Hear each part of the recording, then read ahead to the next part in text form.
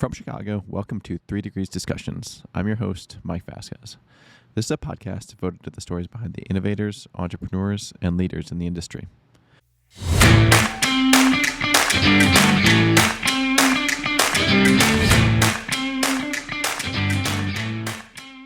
And so we had to save our pennies for the first year. So it was really hard to do. And my dad had recently retired from IBM, and so he was kind of the finance guy. So he was I was the sweat equity, he was the real equity. But we had to, beg, borrow, and steal just to get that machine because nobody knew. It's like, David, it looks cool. Who's going to buy it? That was David Leigh. David has been involved in the 3D printing space for over 30 years. His background in materials started him down the path of AM, first through his work at DTM, and ultimately through the founding, growth, and sale of Harvest Technologies, an early SLS service bureau. From there, he spent time at Stratasys, EOS, and 3D Systems, and has also found time to get his PhD in material science. Today, he shares some of those stories along with lessons learned having been involved in the 3D printing industry for those number of years. Before we get started, head over to www.3degreescompany.com and subscribe to the podcast. Remember, you can listen to the show anywhere you download your podcast, including Spotify, Apple, Amazon, or Stitcher. Also, if you or anyone in your company are looking for materials qualification or general additive manufacturing support, reach out to the team through our website or via email at info@3degreescompany.com. All right, David, thanks so much for joining. I'm excited for the conversation today. I always start really early on with these to get a sense of the person that we're talking to. So where'd you grow up? What was your early days like? Were you a tinkerer? Like what kind of got you on the path to kind of starting your company and being an additive? Yeah. Well, Mike, thanks a lot. Thanks for inviting me to join. And it's actually kind of a weird symmetry in the way that I grew up and where I ended up. So I'll say as a little kid, you play with things and all that stuff, and usually it's stick in the backyard or football or whatever. My mom was a piano performance major, so I had to sit in the piano and practice piano 4 and 5 years old. And I saw all my friends out running in the yard, and it's like, so I quit piano pretty quick. So I wasn't going to be one of those that kind of the bookworm that sits inside. But my grandparents were farmers. And so we went out to the farm, but my dad had got a job in the late 60s at IBM in Austin. Had worked he was drafted, or before he was drafted, he volunteered to serve the Army at Aberdeen Proving Grounds. For those in additive, we understand there's a lot of additive there. So kind of Army Proving Grounds and IBM in the early days. So my dad did manufacturing. And so I was really fascinated. He would bring home parts of typewriters. And I would get to mess with them. And then he would bring home it was a TI calculator. And so like calculators that you could program where you guess a number between 1 and 100 and you see how fast you can guess it. And so those early computer games. And so this is in the 70s. And so I've just really found I like to do that, but he didn't want me to mess with anything real. So I started building models. And I love building models and painting and kind of just model making. And I was always getting those really big, and you remember those, they pop off. Yep. And you kind of, some were more complicated, had to do more. Some were fairly simple. They snapped on, and then they had the decals and they were kind of pre-painted. You get a little woozy having the rubber cement out. Yeah, exactly. It's like, why do I feel lightheaded? And I didn't think it was a good feeling. And so it's not like I would lock myself in the room and do that. Yeah. There's some of those you could buy and it smelled like fruit flavored or whatever. Anyway, so yeah, just all that kind of weird stuff. So anyway, so I was model making and doing that as kind of and reading books and all the little things that kids do. And then junior high, my dad came home with the first PC. And so I'm sitting there working on a farm. So most of my farm days were, 5 a.m. to probably 2 because it got too hot in the afternoon. So I'd spend all afternoon and evening playing with the computer, but there were no games. There was no computer shop. There was no online anything. And so all that came with it was word processing. There was a spreadsheet, VisiCalc, I think is what the early days was, that was now Excel. And at one point was Lotus 1, 2, 3. And so I didn't want to do word processing, and I didn't understand all the calculation stuff. So I started programming in BASIC. So I just learned to program a lot of my own things. And so when I got into physics in high school, I would program like you shoot a cannon, and I'd make games, right? You shoot a cannon and it goes at an angle and it's a velocity, and you put some random number generator that generates a little building out there, and do you hit it or not? And so so when I went to college, again, I've mentioned it several times, Farm here in Central Texas, north of Austin. He worked at IBM in Austin. And so he went from kind of, I don't know, assembling typewriters to computers to then servers, kind of went up the ladder as IBM did, and kind of exited the computer market.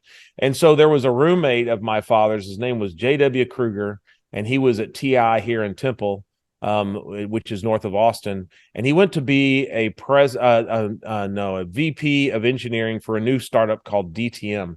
And I was in the mechanical engineering department in Austin, and my cousin said, "Hey, let's go check out JW. They've got this new business. It's called DTM." It actually came out of UT. So Dr. Beeman was a professor of mine, Dr. Burrell, several of those, and DTM was the first SLS. BF Goodrich had licensed the technology from UT, started desktop manufacturing, DTM, and it was SLS. And so I went to work as an intern. Before that, I'd worked at Dow Chemical. I'd kind of got into interning and doing co-op student because I didn't want to work outside. I wanted to work in the air conditioning. And so, sorry, Farm, I'm going to leave you behind. And so I did that. And what's interesting is when I got into that in the early days, there wasn't really any visual anything. Everything was, you had to kind of imagine what the file looked like, because we didn't have the computing power to display in 3D. And so you would actually have to remember the right-hand rule to rotate parts. And so it's very much a spreadsheet, like this is the name of the file, here's the translation, here's the rotation, and you'd actually have to type all that stuff in. Wow. To take the original file. So you could look at like a Silicon Graphics or something big computer that had the CAD file, or you could draw it out, but then you'd have to think about, okay, where do I need to put these? And so I found that the 3D printing was a perfect marriage between my computer programming and my model making.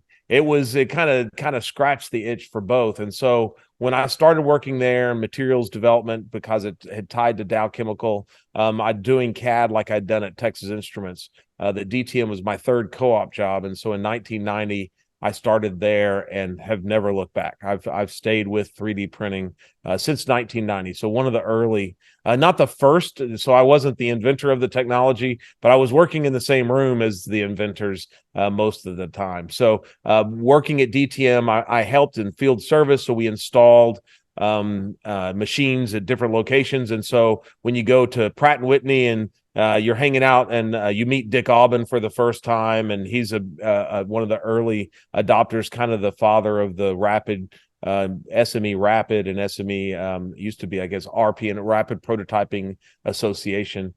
So you get to see all those folks and also see all the beta machines. So when the first FDM, now I'm random walk, but I remember going into General Motors Tech Center in Warren, Michigan, and they had this new machine that they were complaining about. And it was the first Stratasys machine. And it had this little nozzle, kind of like a hot glue gun, and it would build the part. But a lot of times when it would go to home, it would still be adhered to the part, and it would pull the part off of the platform.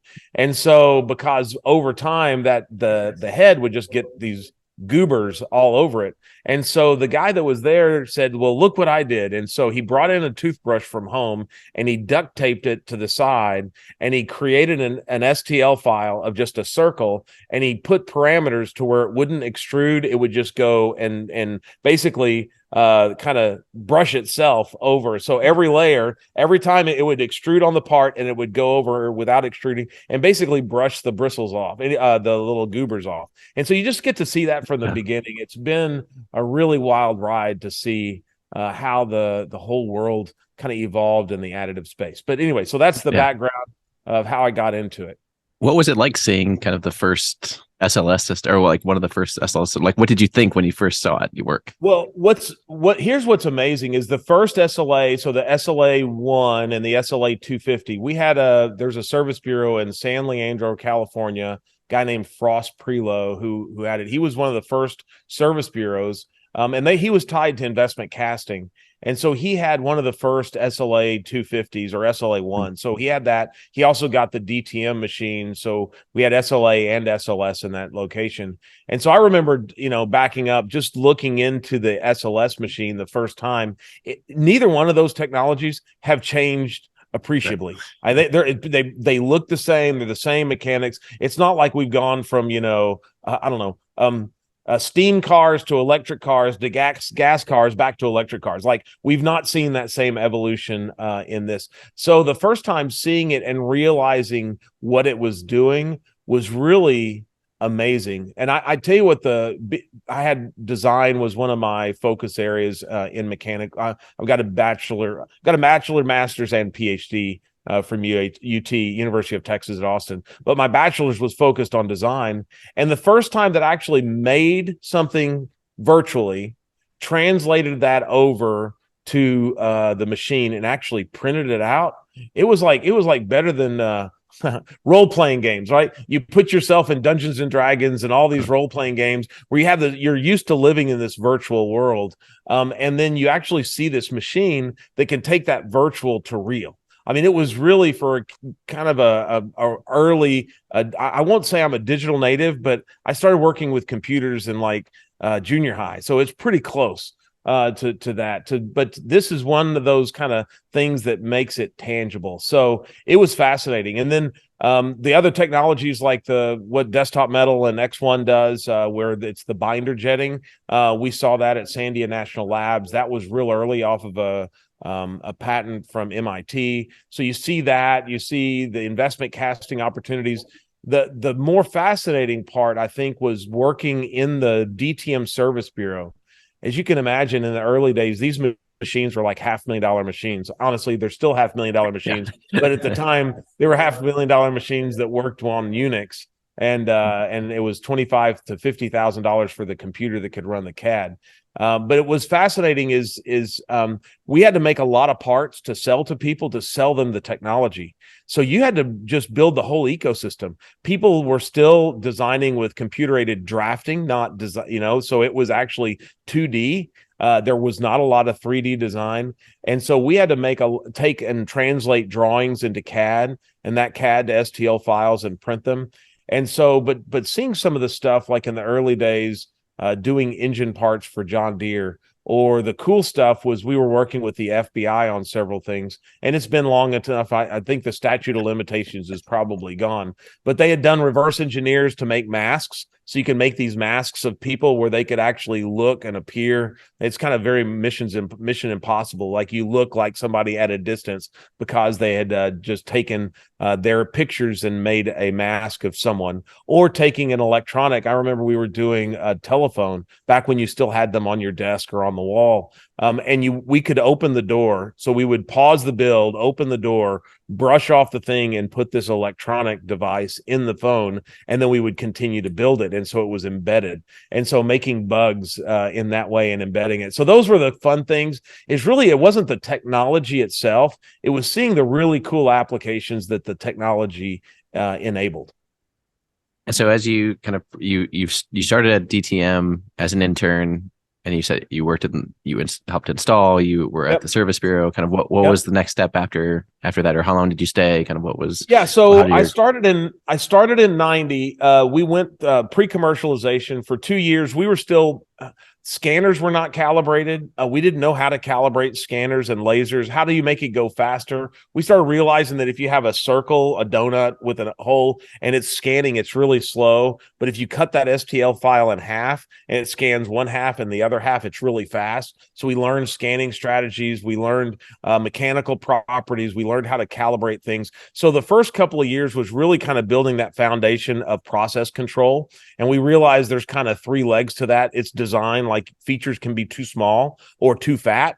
And so you can hollow things out. So we learned just, how do you modify the design for additive? How do you modify materials? Or are there materials already out there that can work in additive? Because not all of them can. The assumption is you just have a plastic, you just throw it in a machine, it should work. It's not that simple. And then the third element is actually the process control. Early days was laser was a dial, heater was a dial. didn't always even have a readout. You didn't even know what the laser power was. Just have a Sharpie, like keep it here. Yeah. Yeah. And the thing is every machine was different. Every part was different. And so, I started for the first 2 years doing that. The next year we took the service bureau and we sold it because we were competing with customers. We being DTM, we were competing with customers, and we felt that what we need to do is sell the service bureau off, let them build the parts for people, and DTM would make the materials, the machines, and process controls for that. And so they just separated that off. Well, I was tired of traveling, so I went with the service bureau. I worked with the DTM service bureau for a year, really learned more about how do you need to manage your material and your recyclability? That makes a difference. How do you get statistical process control? How do you repeat things the same time? And so really setting up a database structure in the background that you could remember, okay, this person, they wanted their Wheaties this way, and this person wants their Wheaties that way. Well, how do you remember? And so just setting up, really learning SQL, again, back to that programming. And in 95, I left and started a service bureau because I really saw that there's an art to the part. I don't know. We've always kind of said that there's an art to the part. So making stuff in 3D systems and 3D printing is not the easiest thing to do and repeat it. And so that's one of probably the biggest hurdle that we could still fight, is that there's still not enough closed loop control in the system to make it home worthy. It's not just push button. There's an ecosystem that has to go with it. So I started a service bureau with that in mind, is I'm going to really focus not on concept models, but on production. I saw a vision that was kind of cast in the DTM days, that somebody would have 500 of these machines making real parts for people. And I saw a lot of the limitations in materials and process control. And so I'd set out to start a service bureau that did functional prototypes and production. So workable drill, like Ryobi or Black & Decker or whoever it is, right? Some of those companies we would work with, and we would make these parts that were actually, you could drill and tap, you could drop them on the ground, you could actually work with them. And so that's when I started the service bureau. And within about a year or two, and I'd installed a machine at Rocketdyne. There's a gal, Retha Williams. She's one of the kind of the greats of early days of 3D printing. She was at Rocketdyne. DTM and Rocketdyne with SLS had built parts for the space shuttle. And so I was still working at DTM at that time. Roger Spielman is another guy that's been in the industry quite a bit on and off. And so they had taken that kind of success of making stuff for the space shuttle. By the way, that's not what failed. It was an O-ring failed that doomed that. But this was just another part. It was a sacrificial part, but was used. They needed to do some filming on some devices. And so they made a housing for an F-15 out of glass-filled nylon using a DTM machine. And it survived. And they're like, this is really cool. And so Rocketdyne had been acquired by Boeing. So they really started looking at, we could actually do real parts. Like we could actually not just prototype, but we could manufacture using this. And so as a service bureau, I worked with Rocketdyne / Boeing and DTM and NavAir. And they developed the spec. I think it's PS14295. I think that's the number. It was the spec that allowed for a nylon material to be processed in an SLS machine to make parts for the F-18. And those were the first production grade parts. And so that's kind of where my roots are. And so that was my whole goal. Fast forward, operated that service bureau, started with me and one machine for 18 months before I really hired anybody else. And so how did you get the like what was the process of like getting that first machine? Like, did you like have to like write a business plan, go to a bank, get a loan? Like, so that's a whole long story. Okay, I'm going to answer that. I'm going to finish the bookend. So operated the service bureau for about 20 years. At the end of 20 years, 50% of our revenue was end-use parts production. So actual production, not just prototypes. Half of it was, design aids and going towards that. But but to get into this business, it was amazing. So we went to a guy, Charlie Norton, who leased machines. He'd leased several machines, and he looked at us and he's like, you're a one-man show. Sorry, David, I hate to tell you that there's a lot of people out there that's smarter than you, that have more resources. You're not going to make it. So Charlie said no. And so I went to the local bank. The bank, 2 or 3 banks said no. we didn't have the money. It was like $300,000 to buy this machine, 300 and something thousand. And that doesn't account for salaries and everything. I still remember, I still have the business plan in a spreadsheet from way back when, but I needed about $18,000 a month to do that. I didn't have I was 27. I didn't have $18,000 a month to burn. I didn't have, 300,000 plus another 150,000 capitalization. So we finally got a friend of ours who ran a machine shop, who believed in us, who basically took the loan on his business. He had the cash flow in his business to pay for it if needed. So he came in as a 50% partner. He co-signed the note.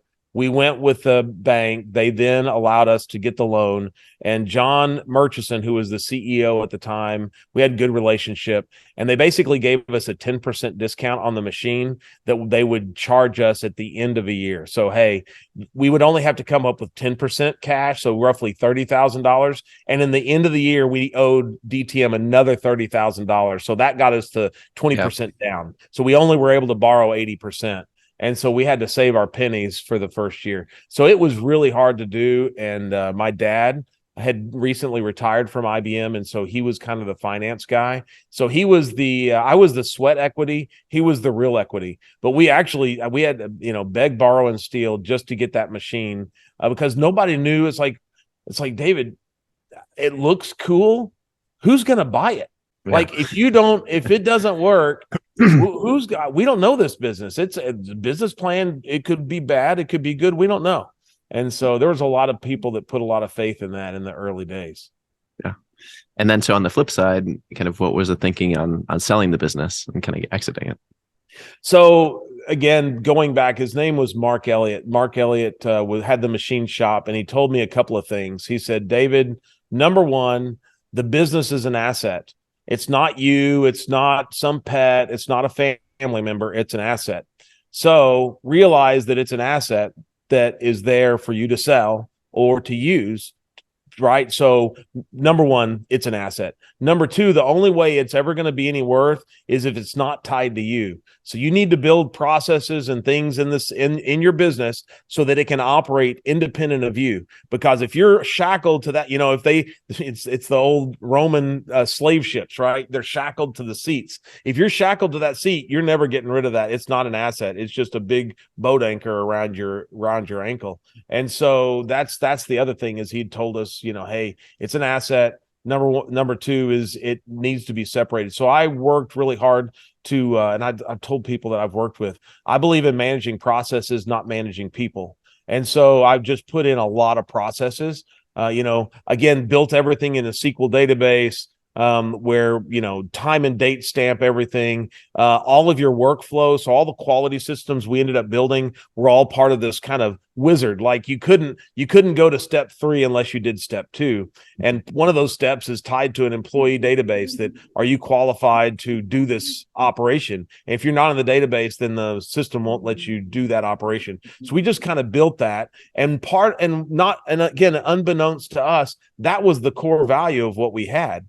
We were able to get AS 9100 certified in about 6 months from when we started to when we ended, because all of our systems were already kind of not qualified, but they were compliant with the quality systems. My father, again, manufacturing engineer at IBM, had been in the early days. They called it total quality management before it kind of moved into more lean and all of that stuff. And so we had done that. And so I realized at some point that I'm going to need to sell this, but it's family. I mean, the people that work there, the business, your identity as that business owner. So I had to probably work 2 or 3 years to kind of come to the point that I could divorce myself enough from the business that we could operate, right? Okay, we've done all the preparations, we've separated enough things, there's enough of that. And so back when Stratasys was $130 a share or close to it, it's over 100. DTM had been acquired by 3D Systems in 2001. And so this is around 12, 13, 14. The hype cycle hit. It was Economist magazine, I think, put me a Stradivarius. Yeah. And when it hit me, that was the one. I think I tied that one article on the page that really everybody kind of got jazzed and understood. And then the phrase 3D printing which kind of came out of a standards committee about the same time it took hold. So 3D printing, print me a Stradivarius. And so all of a sudden, these public companies who'd been struggling to be profitable, they had great currency. There was a lot of acquisitions. I mean, we can go through all of those acquisitions, but from 2008 to 2016, there were hundreds of companies that were acquired by different organizations. And so Stratasys came and knocked on our door, said, we'd like to talk to you about a business proposition. Would you meet us at MakerBot headquarters up in Brooklyn? And it's like, yeah. And I didn't know I was just so naive. I didn't even know what they were going to ask me to do. And when I got there, they said, hey, we want to talk to you about acquiring your business. And they acquired Solid Concepts, which was Joe Allison's company out of Southern California. He had an office. He had several offices, but his main office was there. He had a small office in Austin. He was really broad technology, a lot of 3D printing, tooling, soft tooling, investment casting, all of those types of things, even, outsourced to other countries for a lot of CNC and injection molding. Red Eye was part of Stratasys. It was the FDM Service Bureau. And again, they had a good quote engine that was part of that. And so because of that, they saw that our company would fill in the gap of manufacturing, qualified manufacturing. At the same time, it started talking to a couple others. Of course, the price kept going up. Most of my colleagues and friends that were in the same place, we had kind of seen each other at AMUG, which is the users group for additive manufacturing. So it was like, I think the 3D Systems North American Stereolithography Users Group, I think was the name of it at the time. But a lot of those, pretty much everybody was selling. And I'd also learned, being from Texas, if you're in West Texas on the oil patch, you don't want to be the first one to sell because it's going to be the cheapest, and you don't want to be the last one to sell because they don't need you anymore. They'll just pump the oil out from underneath your ground without having to buy it. And so you got to maximize. And so I realized at the time, and so it was I would just have to say gut. It's like, it's the time. If I'm going to sell, this is the time to do it. And so in 2013, 14, we sold to Stratasys. Yep. So the old adage, hogs get fat, pigs get slaughtered, right? Yeah. Yeah, exactly. Yep. Nice. Exactly. Yep. Right. Yep. Absolutely. And so after that, you ended up staying in the industry. Kind of what has been life after the Service Bureau? What is that? Yeah. So what's really interesting is being basically being an innovator on the early days, being a customer in the middle, and then kind of where I've landed more in R&D at the end, has been really interesting because at the same time that we're seeing evolution in manufacturing and culture and all of this stuff, this book Scrum came out after 9/11.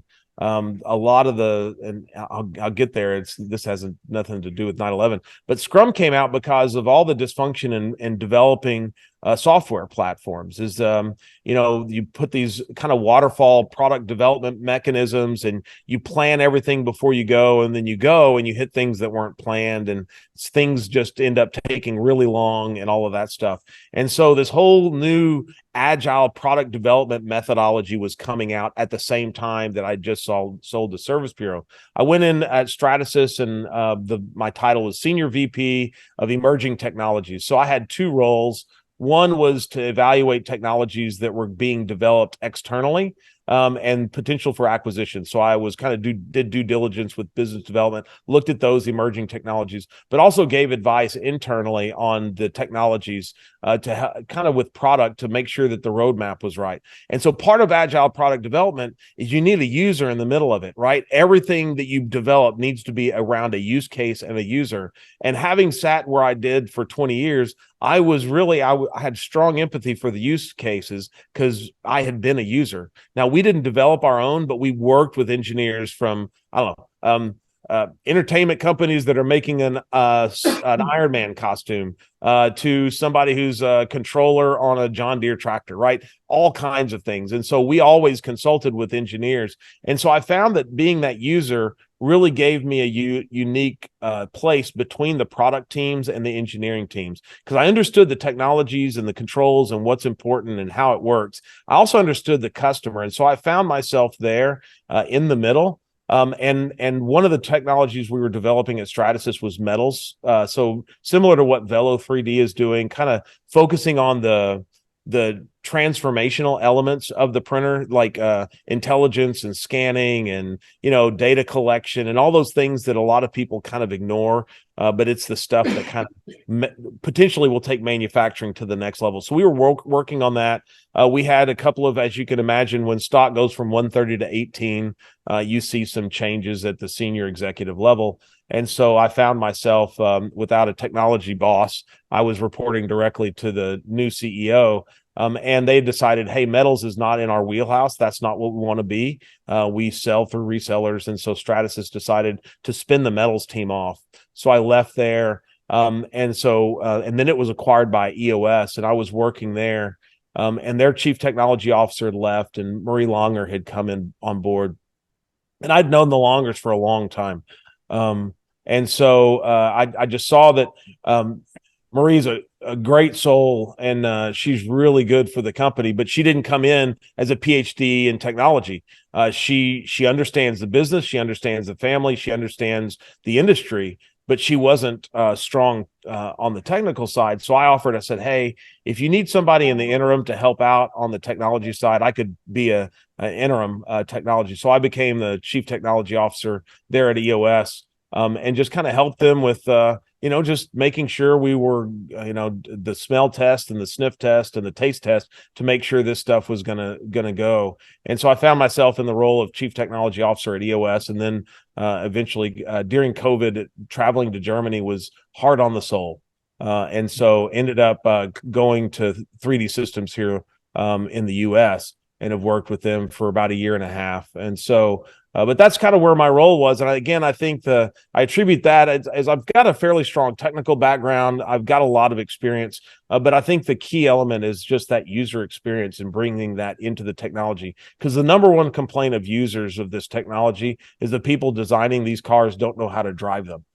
And so getting a driver on board, there's a movie we were talking about earlier, Ford versus Ferrari. It shows a perfect balance of taking a Carroll Shelby and his kind of mechanic guy who understands how to drive cars, working with a strong Ford design team. You could actually do some really good things if you marry those two together. Many times we kill the innovation of the technologist with this overwhelming engineering process map, right? It's just overwhelming bureaucracy. But so many times we take these little small companies thinking they can do everything, but they don't document stuff. They don't have the rigor that you need for strong engineering. So balancing those two has been kind of what I've been working on for the last 4 or 5 years. And as well, I mean, you've got a background where you've done software. You grew up early days of software.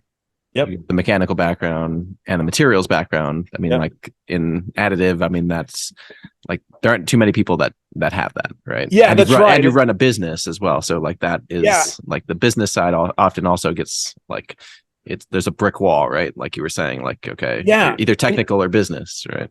Yeah. And I think that's one of the things that, when I was at 3D Systems, one of the things that dawned on, and when I talked to them about joining is, 3D Systems has a relatively new management staff. We're talking like less than 2 years old. During COVID, the new management staff came in. And so they understand business. They didn't understand the technology. Here I'm at the executive level. I can actually run a machine. I mean, how many executives can actually get out there and run a machine? So it's a different take. And you're right. It's rare that you get that combination.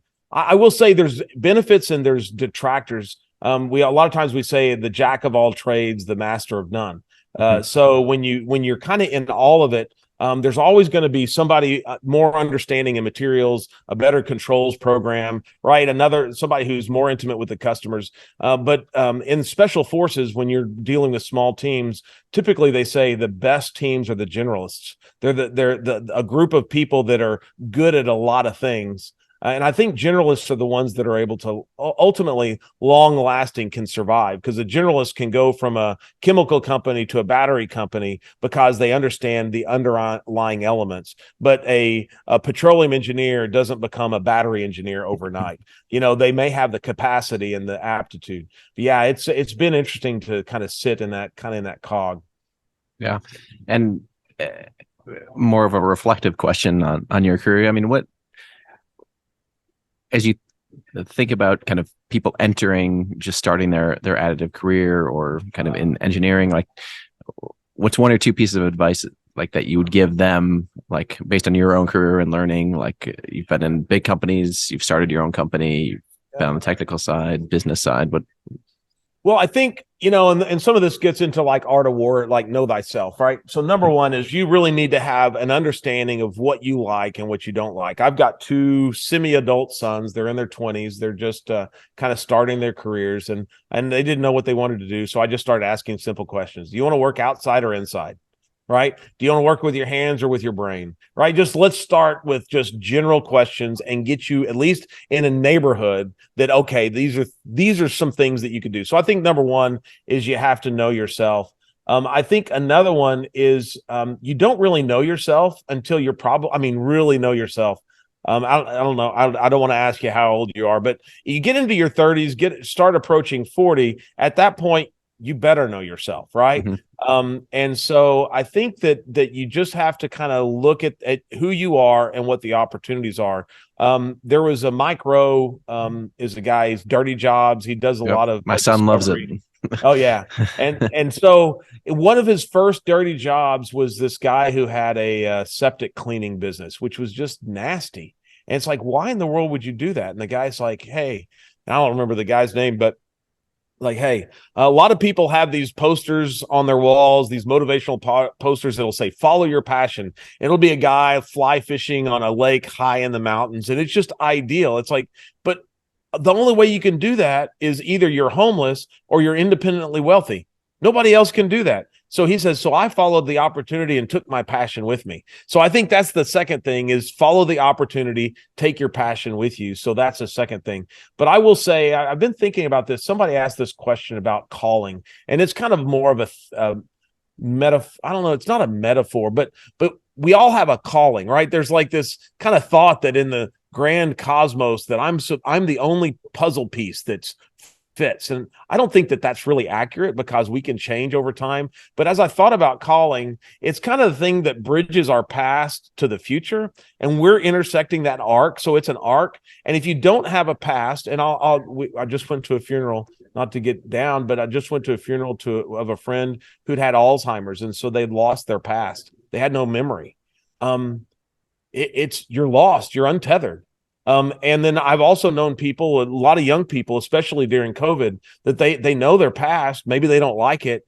And they're just as confused about their future. So they're anchored where they are today, but there's no direction at all. So I think if you get untethered in either way, either you lose sight of where you want to go or you've lost sight of where you've come or where you've come from, that you're lost. I think really anchoring on a calling, like what's the thing that I want to do, that I have a passion to do. And so I'll say that just kind of more philosophical, that's where we all need to find ourselves, is where are we on that arc? And are we maintaining that? Are we going in a direction? Or are we just randomly following crumbs in the woods, Hansel and Gretel like? But specifically in additive, if we think about opportunities, there are a ton of opportunities. There's opportunities in software, in material science, in applications. Just a couple of things. 3D Systems is doing some stuff with bioprinting where they're cellularizing, they're building scaffolding and actually putting living tissue with that and hoping to grow cellularized organs. Which is brand new. So there's a lot of bio space in there. When we start looking at what aerospace and space is doing, it's kind of structures. So these new almost artificial intelligence kind of design, to think about designing a lung or designing a structure that's just featherweight but super strong. It takes more than just what one human can do. There's like machine learning elements and a lot of mathematical things that you have to do. So there's a ton of opportunities. And also manufacturing. We have found, and it was a Wall Street Journal article, I think, that talked about the experiment of China manufacturing has gone awry, right? So depending on one country to manufacture everything for the world is not good. So there's a lot of reshoring opportunities in Europe and the US to where we're going to start putting manufacturing back. And I don't think that we're going to build manufacturing on the old foundation. I think additive and the kind of digital is going to be the foundation for the next manufacturing. Whether we use additive manufacturing or not, we're going to use data, we're going to use machine learning, where there's a lot of things that are going to augment what we do. So there's a great opportunity in advanced manufacturing for this generation. And so last question as we wrap up, is there a particular book or some written word or book that has influenced your career, or that you kind of take with you as you think about kind of what you've learned in business and in additive? Oh man, that's a good question, because I'm a lifelong learner. I just so the book I'm reading right now is The Killers of the Flower Moon. It's about really the birth of the FBI in Oklahoma. It's a really fascinating book on humanity. The one I read before that, I reread it, was Hitchhiker's Guide to the Galaxy. Yeah. And so Hitchhiker's Guide is great. There's one I don't want to give the plot away, but there's one element. There's a planet of beings that their job is to make planets, right? So they're the creators, and they're so expensive that the economy's been down, and they've been hibernating for 500 million years. And so the word of wisdom is, when you see a recession coming, just go hibernate. Don't spend money, hibernate, and then come back afterwards. Which I found it fascinating as I'm in the middle of what we're doing. But as far as kind of formative books, more recently, there's two books that I think are really good for goal-oriented people: The One Thing and 4 Disciplines of Execution. Those are really good. So I would say those are, as far as just kind of finding your way. One of the best finance books is The Millionaire Next Door. It really talks about how you use your resources, not how you spend your resources. Those are good. I mean, there's always some kind of more philosophical, spiritual type things. There's a book that it's called Visioneering.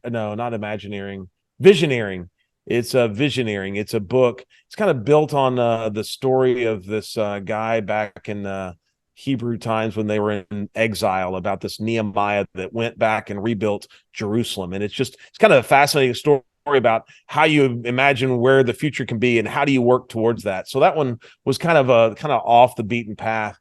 But there's a ton of books. But I would say right now it's probably The One Thing is the one thing that's probably this. It's a simple read. It's pretty quick, but yeah. Right on. Well, David, thank you so much for joining the show today. Thank you. Excited to see what's next. Yeah, absolutely. And look forward to seeing you at the next conference. Sounds good.